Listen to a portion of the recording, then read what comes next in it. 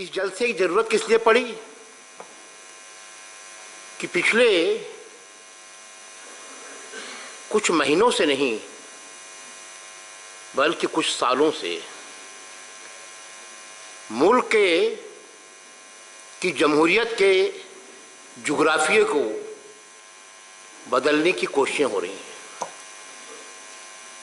देखा जाए तो आज हम जिन काले कानूनों की मुखालफत के लिए यहाँ इकट्ठे हुए हैं, ये काले कानून अपने आप में अलहदा नहीं हैं, एक कड़ी बनती है जिसकी शुरुआत हो गई थी 2014 में मौजूदा हुक्मरानों के हुकूमत में आने के साथ ही एक सिलसिला शुरू हो गया था। उस सिलसिले में पहली बात ये थी कि पहली बार एक ऐसी हुकूमत हिंदुस्तान में आई जिसे केवल समाज के एक ही तबके की बड़ी फिक्र है उन्हें इस बात की कि उस कम्युनिटी के खवातीन का क्या हो रहा है, मुल्क के जिस हिस्से में उस कम्युनिटी के लोग रहते हैं वहाँ की सरकारों का नक्शा किस तरह का होना चाहिए। तो सारी मेहरबानियाँ उन्हीं इलाकों में हो रही हैं, उन्हीं इदारों में हो रही हैं जहाँ एक ख़ास कम्युनिटी के लोग रहते हैं। तो सारा का सारा पस मंजर ये है कि लगता है कि इस हुकूमत को जो भी न्याय करना है, जो भी मसाइल हल करने हैं, वो सारे मसाइल केवल एक ही बिरादरी के हल करने हैं जो हिंदुस्तान की सबसे बड़ी अक़लियत है। हुआ क्या कि आप जब जब खामोश रहे, पहली खामोशी तब हुई 370 आर्टिकल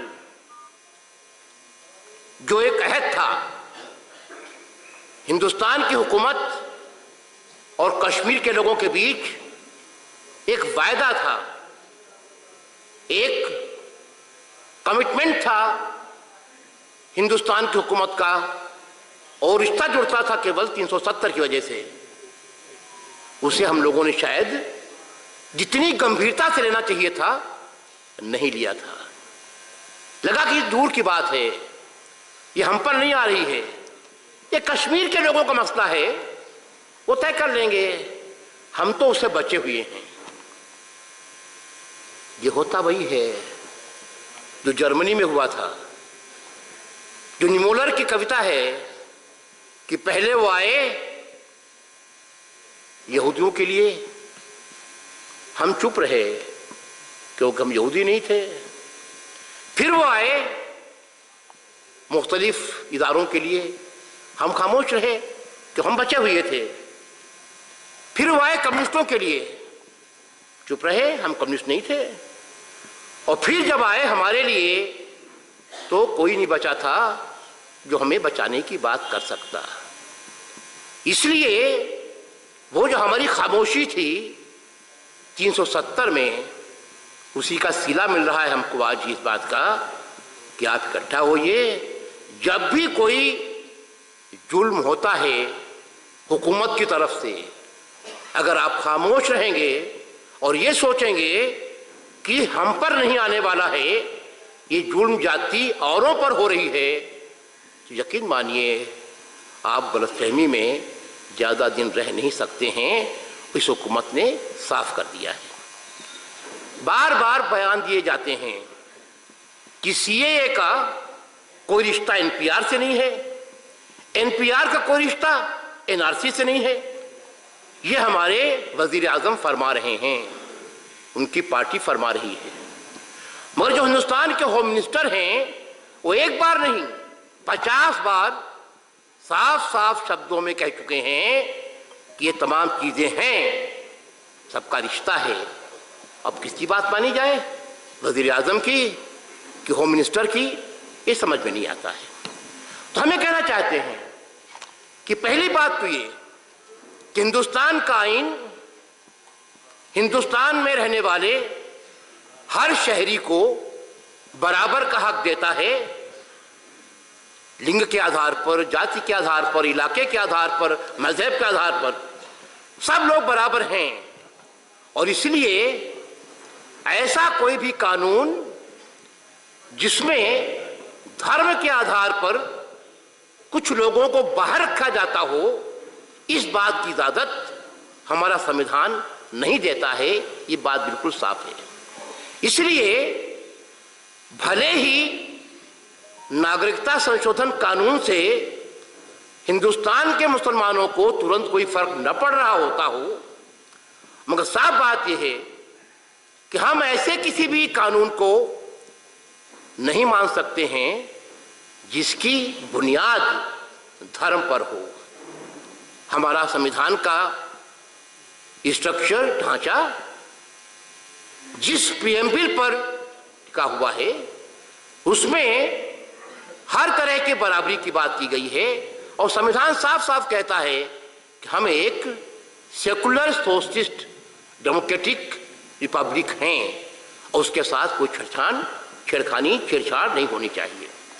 तो मुख्तसर में मैं पहली बात ये कह दूं कि आज हम शायद इकट्ठा न हुए होते अगर हिंदुस्तान की बहादुर खवातीन ने दिल्ली में शाहीन बाग से शुरुआत न कर दी होती और हम पहली बार इस मंच से उन खवातीन को मुबारकबाद देते हैं कि जो अपने घरों से निकल कर आईं और इतिहास रच रही हैं।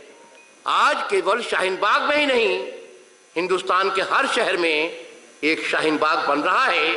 तो पहले तो हमें मुबारकबाद देनी चाहिए हिंदुस्तान की खवातीन को, उस मातृशक्ति को, इस विमेंस पावर को, वे औरतें जो लगातार बिना किसी जुल्म जाति की परवाह किए, बिना हुकूमत के खौफ से डरे हुए, बिना किसी तरह की समझौते किए हुए जो लगातार संघर्ष कर रही हैं, इस ठंड में सड़क पर आई हुई हैं। इसलिए साफ बात यह है कि ये जो 3 कानून हैं, ये कानून तो इब्तिदा है, शुरुआत है। 370 से शुरुआत होती है, कभी शुरुआत होती है इन तीनों कानूनों से।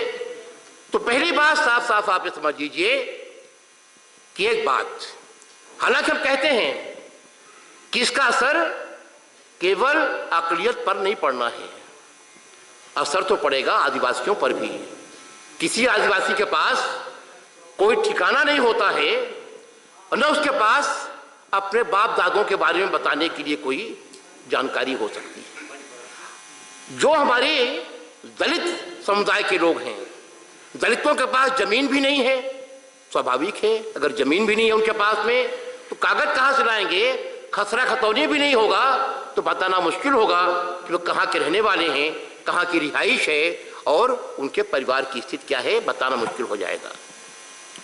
तो साफ बात यह है कि ये सारे कानून हिंदुस्तान के हर अमन पसंद शहरी को परेशान करने के लिए और एक खास बिरादरी को दोयम दर्जे का शहरी बनाने की कोशिश का एक हिस्सा है। ये बात हमें खुलेआम कहनी चाहिए।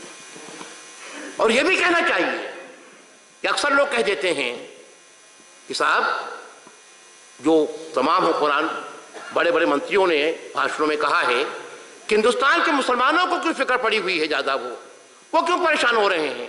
अगर कागज दुरुस्त हैं, अगर शहरी हैं तो क्या परेशानी होने वाली। तब हम ये कहना चाहते हैं कि साफ साफ बात है कि लगातार अगर कोई हुकूमत अपने बयानों से, अपने फैसलों से केवल एक ही बिरादरी को निशाना बनाती है तो हमें उनकी नीयत में खोट साफ जाहिर होती है। और निश्चित तौर पर हमारे हुक्मरान की नीयत साफ नहीं है और वह केवल और केवल अक़लियत को परेशान करने का बहाना ढूंढ रहे हैं। और साफ कोशिश ये है कुछ लोगों को दोयम दर्जे का नागरिक बना दिया जाए। नई लीडरशिप उभर रही है हर बिरादरी में और मैं समझता हूं कि पिछले 2 महीनों में हिंदुस्तान के अवाम ने अपने आइन को जितना बेहतर तरीके से समझा है, उससे पहले शायद अपने आइन को उतना बेहतर तरीके से समझा नहीं गया था।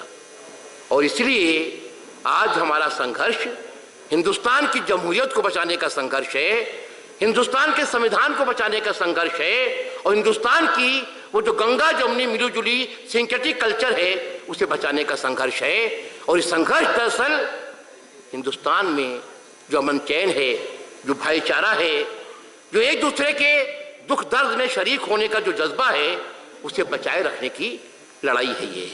इसलिए ज़्यादा वक्त न लेते हुए मैं मुख्तसर तरीके से दो बातें फिर कह दूं कि नंबर एक, जब तक नागरिकता संशोधन कानून, NRIC, NPR, इनके बारे में हिंदुस्तान की हुकूमत साफ शब्दों में नहीं कह देती है कि इन्हें वापस लिया जाएगा, तब तक ये लड़ाई खत्म होने वाली नहीं है और लड़ाई खत्म होनी भी नहीं चाहिए।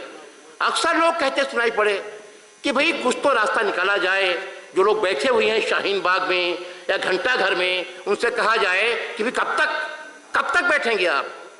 जी हाँ, ये तब तक बैठेंगे जब तक हिंदुस्तान का वजीर आजम पार्लियामेंट के बाहर साफ शब्दों में नहीं कहेगा कि हम इन धर्म के आधार पर फर्क करने वाले काले कानूनों को वापस लेने का ऐलान करते हैं।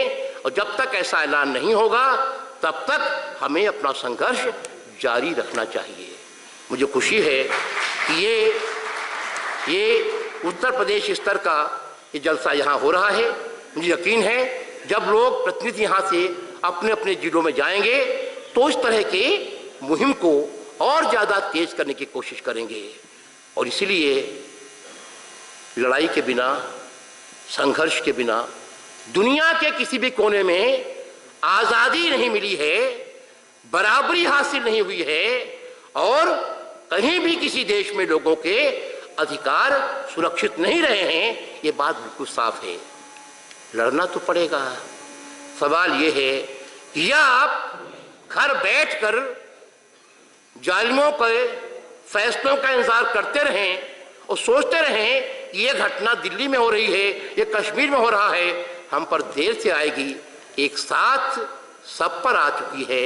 ये इनमें कोई होने किसी तरह की 6 साल में नौकरियों की बात नहीं हो रही है, उद्योगों की बात नहीं हो रही है, किसानों की बात नहीं हो रही है, किसी भी तरह के आर्थिक सुधार की बात नहीं हो रही है।